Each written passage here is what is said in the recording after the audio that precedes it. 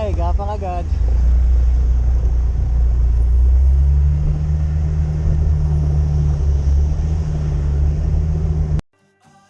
At sa puntong yan, meron na nga tayong pasahero. Si Sir, nakuha natin ang booking niya sa Jollibee, Las Piñas.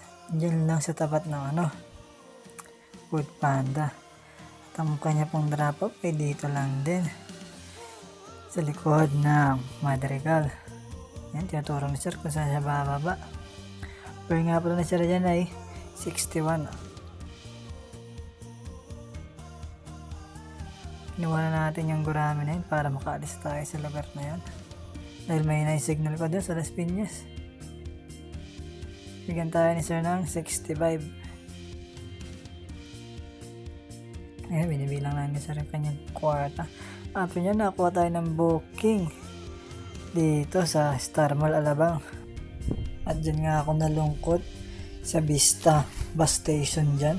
Dahil natikitan ako. Dahil luminto lang naman ako ng ilang minuto. Wala pang 5 minuto guys. Natikitan ako. Although yung trabaho ng mga enforcer, pero nakakasama talaga ng loob dahil wala pa ako 5 minuto dun. Imbis na paalisin ako, tinikitan ka agad ako. Kaya ayun guys, sana may mapapanood na ito, huwag kayo dun tatambay. After ko nga dyan, na-pick up ko si ma'am dyan sa Star Mall. Nasa tulay sa ilalim. Kanyang drop off sa SMB Kutan, Building B. Agad-agad ko din siya sinakay at umalis agad kami.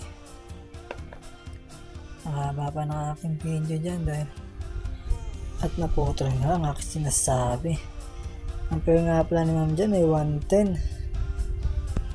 Alabang Star Mall to SMB Kutan. Kaya yun, inunahan na natin ang ating bus sa ating katabi. After ko nga dyan, di ko na namalayan o napansin. Kaya may kita nyo ang customer natin eh, yan kita nyo yan si Sir guys. Laking tao yan guys, doble ng laki ng katawan ko. Sinlaki ko siya guys, pero may muscle kaya kinuha natin agad si Sir, pinasakay.